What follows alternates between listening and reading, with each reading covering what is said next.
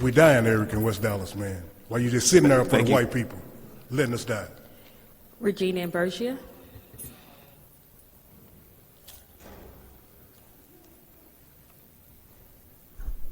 Good morning, I'm Regina Imburgia, and the crowd can know that name. It's IMBURGIA, and you can get all the information you want about fluoridation if you look up Regina Imburgia. I've been coming here for 12 years. I've given you all so many papers, documents, phone calls, emails. We brought experts.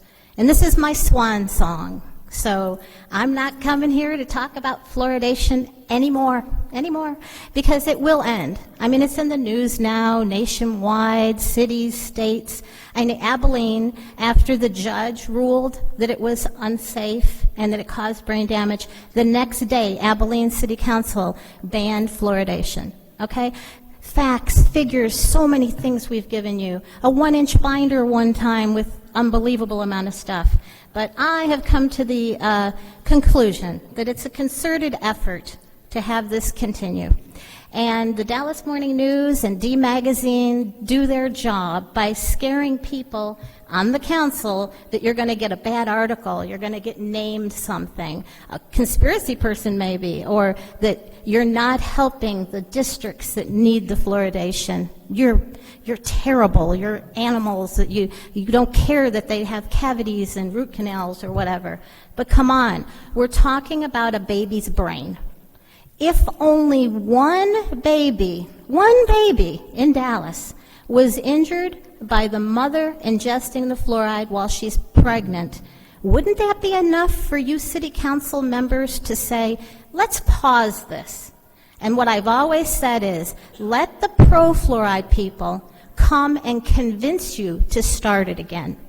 The public needs to know it's just a valve that turns the fluoride off and on. It's not a lot of infrastructure or money involved with stopping it and starting again. It's unbelievable how this has continued for almost 12 years that we've been coming here.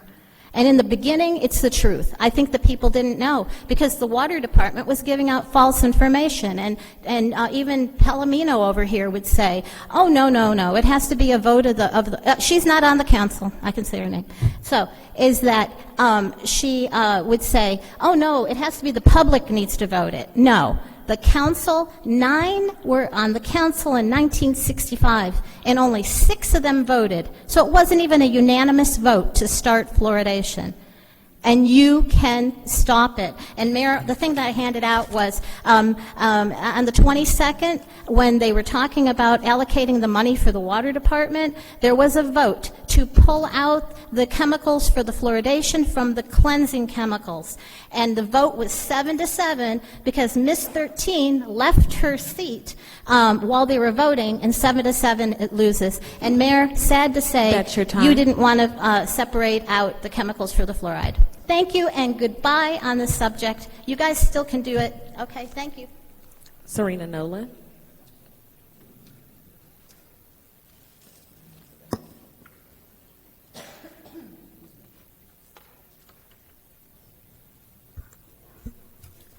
Okay, each and every one of you have egg on your face and blood on your hands.